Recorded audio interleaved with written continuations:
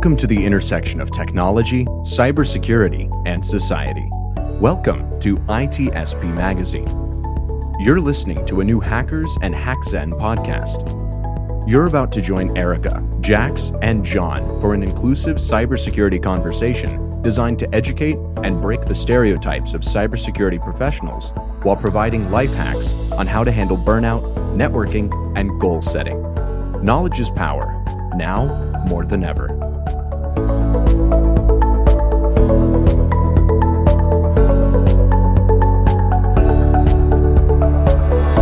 Welcome back, Hackers and Haecksen fam. I am personally super pumped for today's episode. This is one of my absolute favorite topics, and I am so happy to have our special guest, Casey Driscoll, here with us today. Casey is a powerhouse in the learning and development space. She's a fantastic instructor, content creator, and presenter. She's also the founder of a holistic leadership coaching, where she is a leadership and health coach. She's a certified professional coach and a certified integrative nutrition health coach. Casey, thank you for joining us today to talk about soft skills and their importance in the workforce. How are you doing today? I'm good, and thank you so much for having me on your show today. No, it is our pleasure, Casey. So I wanted to really just kick off today's conversation with just the question of what about learning and development really spoke to you? How did your journey lead you here? Yeah, so my story actually begins way back in college. So I went to Northeastern in Boston, which had an internship co-op program. And like many people in college, I had no idea what it is that I wanted to do. And so when I was taking on different internships, it was a little bit of like throwing a dart at a wall and hoping that something stuck. And I was fortunate enough that by pure chance in the universe, my third internship that I did while I was in undergrad was with a learning and development team. And I remember sitting so clearly at this woman's desk, and she was telling me about her role. And she told me that her role is to track employees' goals for a company. And obviously, now that I work in HR, I realize that that's not as glamorous as it seemed at the time to me. But in that moment, the fact that there was a dedicated role that was focused on helping employees become better and helping the teams become better based on those employees' goals seemed like the most captivating notion that I could possibly hear about. So from that moment on, I was like, yes, this is what I want to be doing. I want to be working in this space, helping employees and teams and organizations become the best that they can be. And just that notion that we each have the ability to continuously improve really is what drives my love for being in leadership development and learning and development. Casey, that is amazing.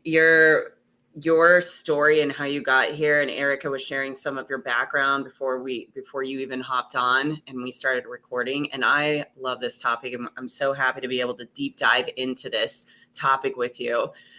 Soft skills. We talk about it. I don't think we talk about it enough, actually, in the cybersecurity space. But it is something that I think is becoming more prevalent to talk about in this space. I have my own thoughts on why this is the case, but I really believe that soft skills are not receiving as much credit and attention as they should be.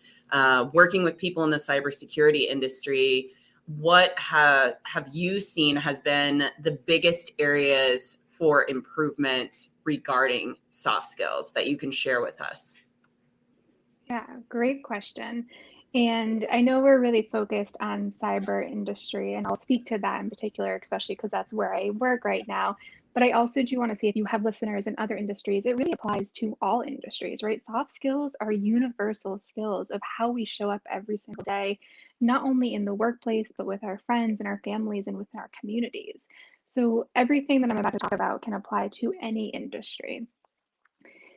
But if I was to reflect back on the common things that we see, especially within cyber and as it relates to soft skills, I think it really falls into three categories. The first one is how you present yourself, looking at attire, your body language. When someone sees you for the first time or when you're on a Zoom call, what is your overall presence? What is your energy that you're bringing to the table? The second big bucket, I would say, is your communication. And those communication skills, they matter. Your tone and replying to emails on time, following up so that way you don't just, someone sends you an email and it doesn't go into a black hole. These really little things that seem not important when we look at them individually, combined, they really matter around how we communicate. And then the third big one is around how we build relationships, genuine connections. And I think, Erika, you're a really great example of this, of making connections across different teams and different parts of the organization, and also just genuinely caring about other people, right? Asking someone how they are and then listening for the answer.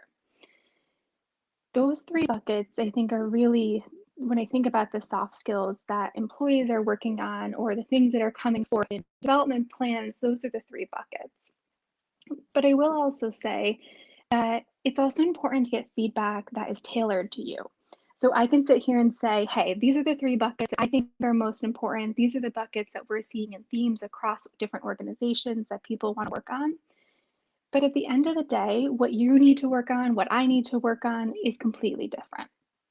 And so my best advice here is to ask for something that I call a 3x3, asking for three areas of things that you do well, three areas of development, and asking people in your life of what would be on your 3x3. And once you have that feedback, then it's really up to you to decide what you want to be doing with that. What soft skills come through in those 3x3s. And I think that figuring out what you do with that feedback is often the hardest part, right? We can sit here all day long and say the tone in your email or how you show up in your attire or your body language is important. But unless you have tailored feedback that's directed to you and your areas of improvement, it often kind of leads into a so what, and then we don't really do anything with it. I want to do one more follow up before Erika takes the mic over for the we'll just call it the trifecta for soft skills. You said, I wrote down your presence, how you present yourself, your follow-ups, your communication styles, and then building relationships. I think that you're spot on for all three of these. My question to you would be, if we have listeners right now that they're hearing this, they're like, well, which one do I start them all right now? That might be really overwhelming. Is there one or two that I could start? How would you tell them to kind of move into these three, the trifecta of soft skills? What would be the best approach for them to start implementing these into their day-to-day activities? Great question. And my response back would, I think it's really up to that person, right? Look at that kind of trifecta, as we're calling it, and figure out which one of these in particular is speaking to you, right? And I bet you both of you, if you were to think about these three areas, one would probably jump out at you as an area that you could probably spend a little bit more time or focus on.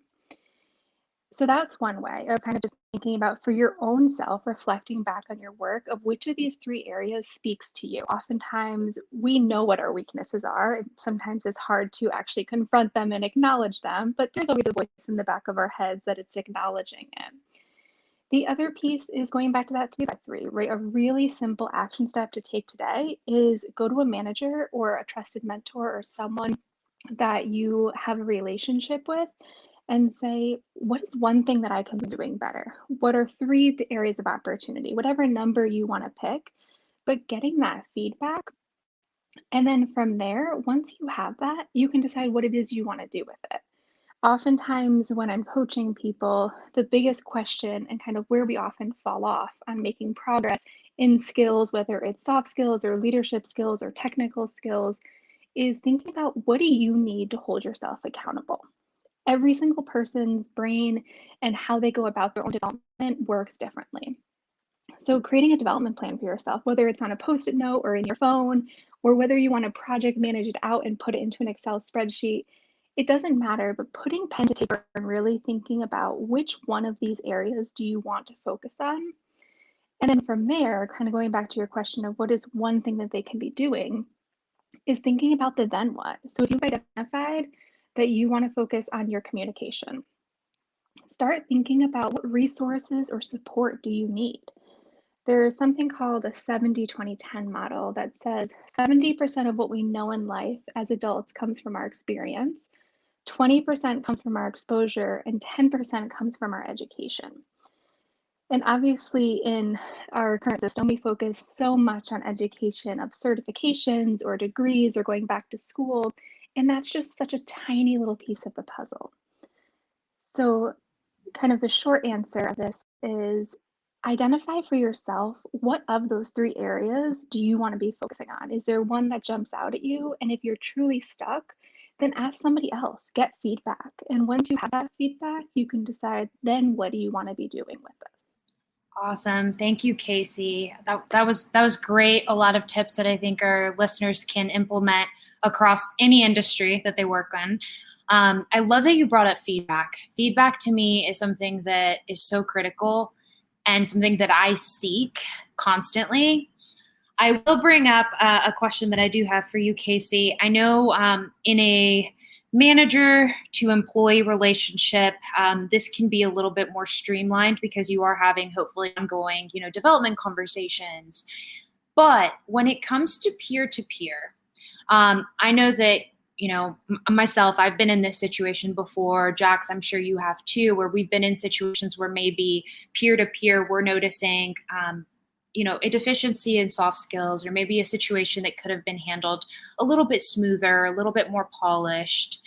Do you have any advice for giving feedback from peer-to-peer so that it doesn't seem like combative and it comes off as a productive conversation or constructive feedback?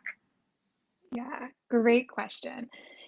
And I'll start off by saying that feedback is a gift, right? So if I were to ask you if someone had feedback for you about something you could have been doing differently, that if you made that slight tweak, you would be able to be that much more successful in your career. And I asked you both, would you want that feedback? What would you say? Please. Exactly. Absolutely. Exactly. And so, yet when we're on the flip side of that, of being the person who has to maybe give feedback or point something out or bring awareness to something, we hold back. And yet we wouldn't want someone to hold back for us. So keeping that in the back of your head, that feedback truly is a gift. That being said, obviously there's ways to go about that can make feedback be more successful, especially when it's in that peer-to-peer space or somebody who isn't a direct report of yours or somebody who you have that reporting relationship with. So the first thing I would do is think about the dynamic of the relationship. You know that dynamic relationship best, so you'll know best if it's you should call up the person, you should send them a quick email, you should mention something a little bit more casually, a little bit more formally. And then the second big thing is there's some really tactical things that you can do to make sure when you're giving feedback, it is the most successful as possible. So the best tips here is focus on one item, right? You want to give feedback on the fact that the employee or your peer or whoever it may be doesn't respond to emails on time, right? They kind of let things go into a 72-hour black hole and don't respond back to clients. So that's going to be the topic you're going to focus on. Once you've decided that one topic, think about 2 or 3 really specific examples that you were witnessed or you were a part of, not something that was hearsay. And then when you actually communicate it, keep it short and sweet. Give them a little bit of context of why you are bringing this up, why it's important that they address this or have awareness around it. And then keep it to the one item, 2 or 3 examples. And the biggest mistake you can make here, which is often a mistake that I love to use in my personal life, is using something that I call the dump truck method, where I kind of keep all of the feedback I have bottled up inside. And then I get into the conversation and it's like, let me give you a laundry list of the 100 things that you've been doing wrong. That's not helpful. It's not helpful in our personal lives. It's not helpful in the professional space. So really using one item that you want to focus on with 2 or 3 specific examples. Casey, what I hear from you a lot throughout this is focused and intention, like being intentional in what you're doing. And I love that. And that is so critical in anything that you're doing, in, like you said, in any career field. And for growth, you have got to have a focused plan and be intentional when you're moving forward in that growth space. And I love everything you're saying. I'm over here like taking notes. I love it all. I want to pivot back really quickly on the soft skills, because I want the listeners to know, like, there's so many soft skills out there, as you well know. Like, you've got teamwork, dependability, flexibility, different types of leadership. We already talked about effective communication, and you hear about problem solving. So out of all of this plethora of soft skills, I'm going to ask you a little bit of a challenging question here, Casey. Would there be one soft skill that you think, if you could only do one right now, that you could develop and the listeners could develop, what would that one soft skill be for them and why? Well, I love this question. And I would have to say, I think the one thing would be the mindset, your openness to growth. Openness to growth and change and new approaches. And then that mindset that comes along with that is such a valuable asset as an employee to have, right? It benefits the employees, it benefits the team, the manager benefits, the business benefits, everyone benefits.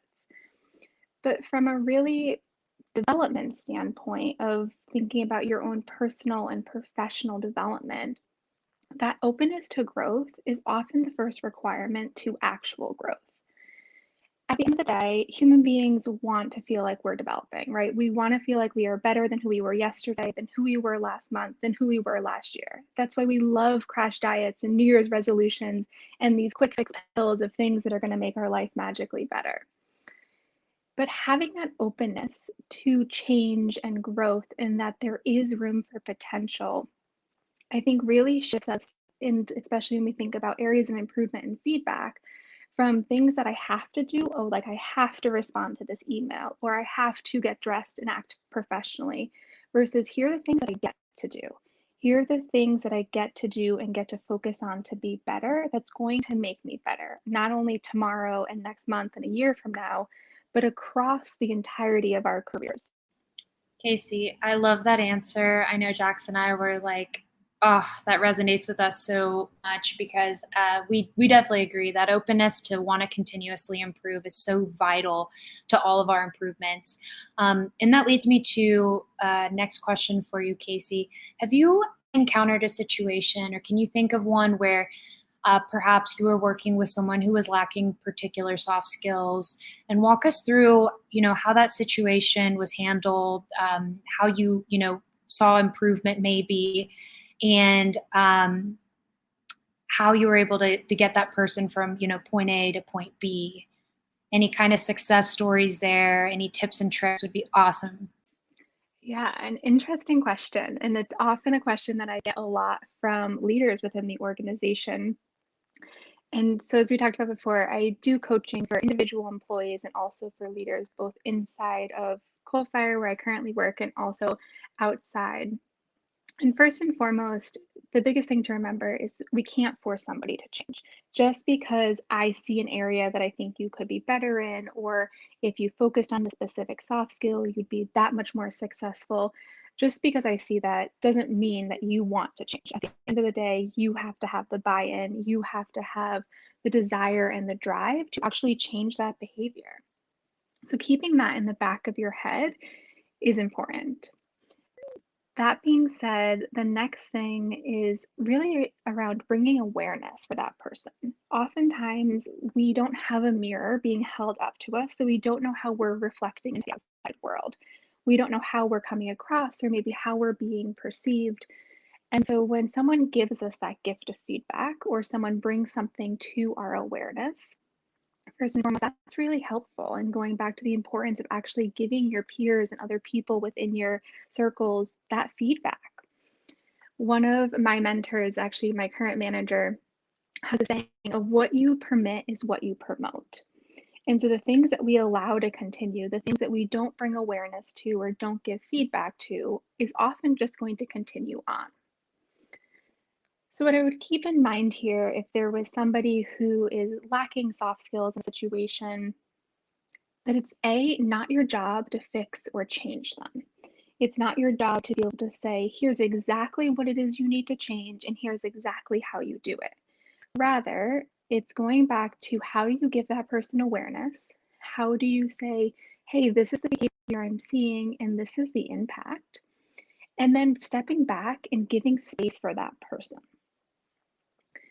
That is going to be getting some buy-in from those people, and then they can also decide what they want to do with that feedback and how do they want to develop in that feedback. So I think the answer here is it's hard and it's difficult, right? Because we want to be able to make little tweaks or to pull certain levers and have people show up differently or behave differently. But the biggest things is giving awareness for that person, giving them the gift of that feedback. And then second, taking a step back, giving them the space to allow them to decide what to do with that feedback.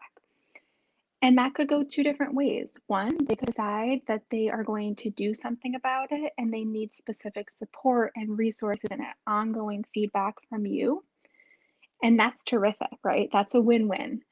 Or it could also be that at this point in time, maybe that's not something they want to be focusing on. Or maybe they have things going on in the background in their personal lives where just now isn't the best time. And being okay with either way. At the end of the day, it's their development, it's their career path and what they do with their life journey. And the biggest thing that you can do is to give that awareness and then take a step back and remember it's not your job to fix or change somebody else. Wow, Casey, I think you should write a book if you haven't considered doing that.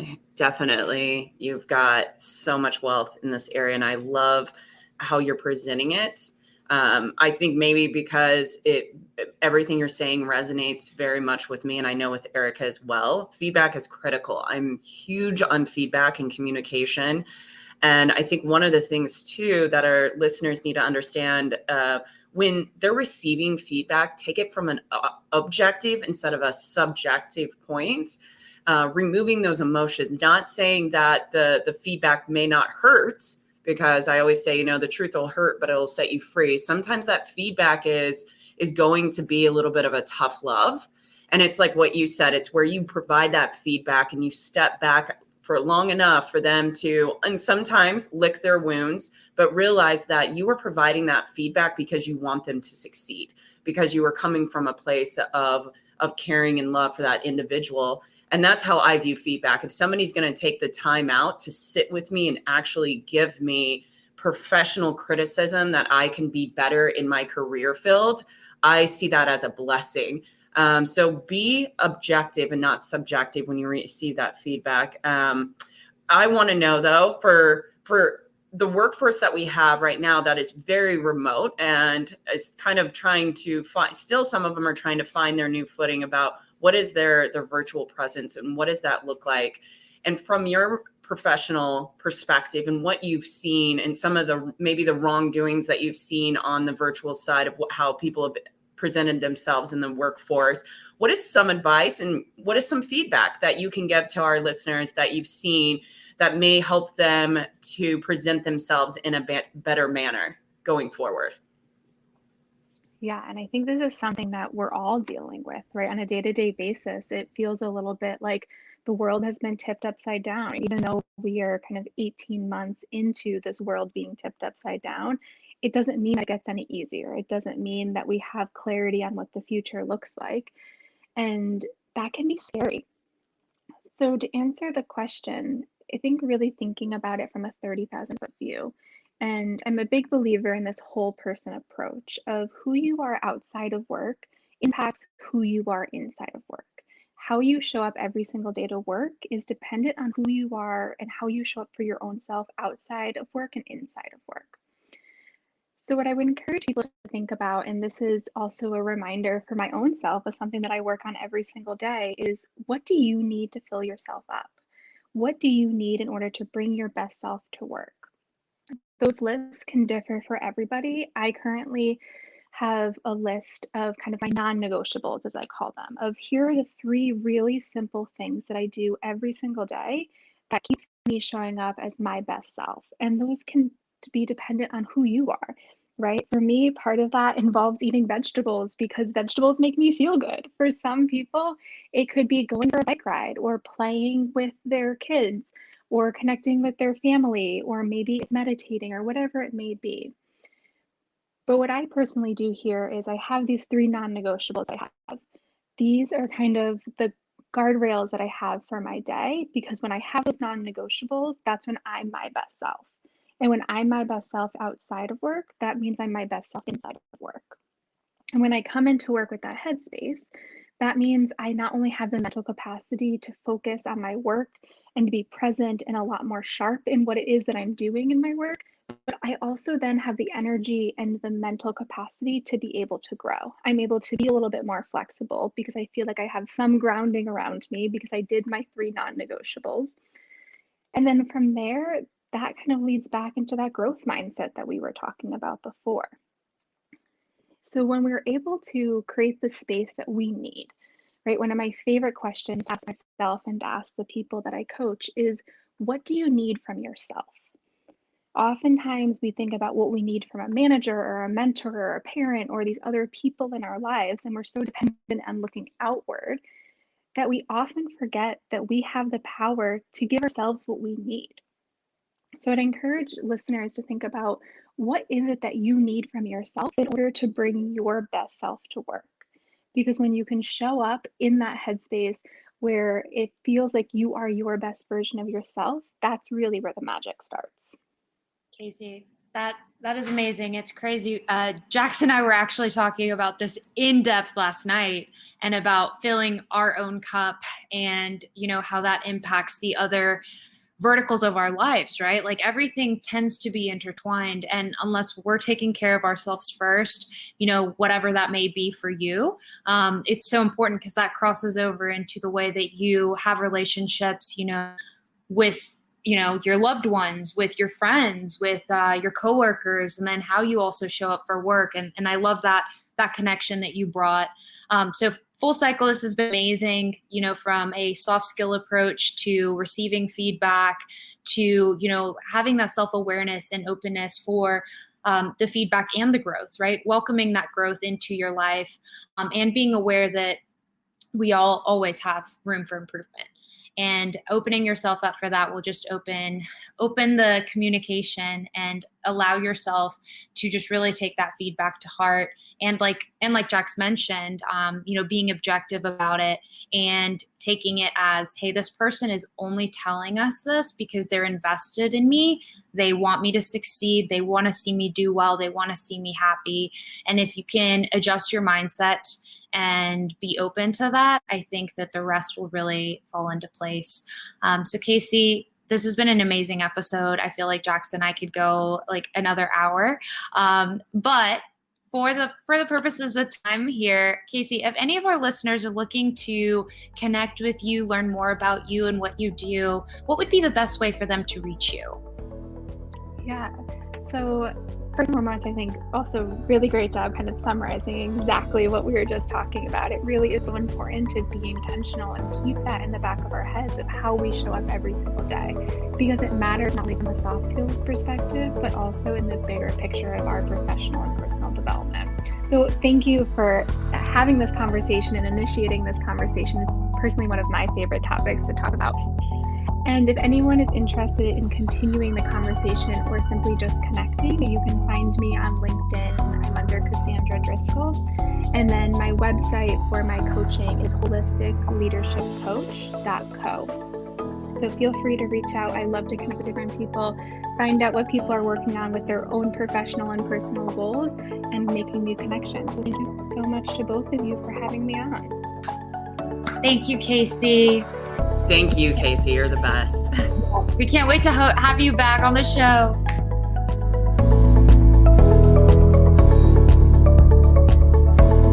We hope you enjoyed this episode of Hackerz and Haecksen podcast with Erika, Jax, and Jon. If you learned something new and this podcast made you think, then share itspmagazine.com with your friends, family, and colleagues. If you represent a company and wish to associate your brand with our conversations, sponsor one or more of our podcast channels.